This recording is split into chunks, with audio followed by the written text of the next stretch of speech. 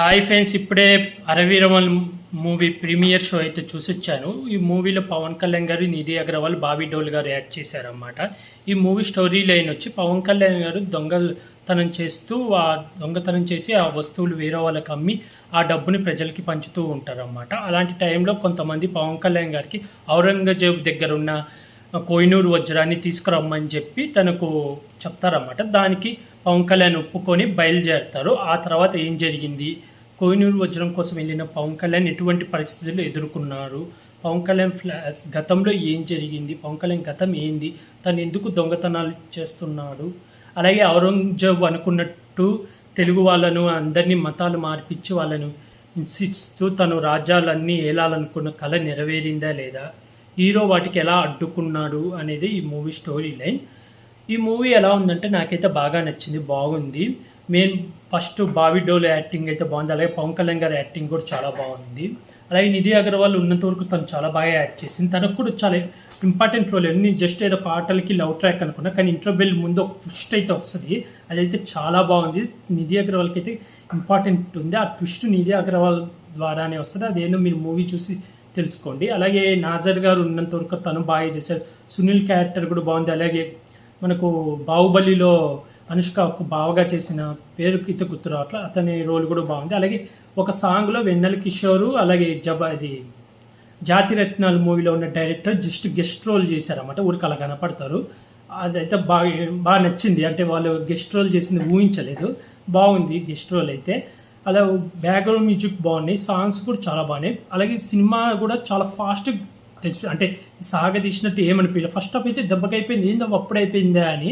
Second హాఫ్లో కొంచెం మనకు ఫ్లాష్ బ్యాక్ చూపించడం అదంతా జరిగితే అది కూడా సెకండ్ హాఫ్ కూడా బాగా అయిపోయింది. అయితే క్లైమాక్స్లో ఫైట్ అయితే నేను ఊహించుకున్నాను. అంటే క్లైమాక్స్కి ముందు ఒక ఫైట్ ఉంటుంది, ఆ ఫైట్ బాగుంది, అది చాలా బాగా నచ్చింది. ఆ తర్వాత ఏదైతే బాబీ డోల్ గారు ఉన్నారు కదా, వాళ్ళిద్దరితో ఫైట్ ఉంటుంది అనుకున్నా, పవన్ కళ్యాణ్ బాబీ డోల్ కానీ ఫైట్ అయితే ఏం లేదు. ఫైట్ ఏం లేకుండా సీక్వెల్కి లీడ్ అయితే ఇచ్చారు, అది బాగుంది. అలాగే కొంతమంది సినిమాలలో విలన్ క్యారెక్టర్ చేసే వాళ్ళు ఈ సినిమాలో కొంచెం పాజిటివ్ రోల్ వేసి పవన్ కళ్యాణ్ గారి పక్కనే ఉంటారు, వాళ్ళ రోల్స్ కూడా బాగున్నాయి. అలాగే కొన్ని అక్కడక్కడ కామెడీ సీన్లు అయితే 2-3 ఉన్నాయి, అవి బాగున్నాయి.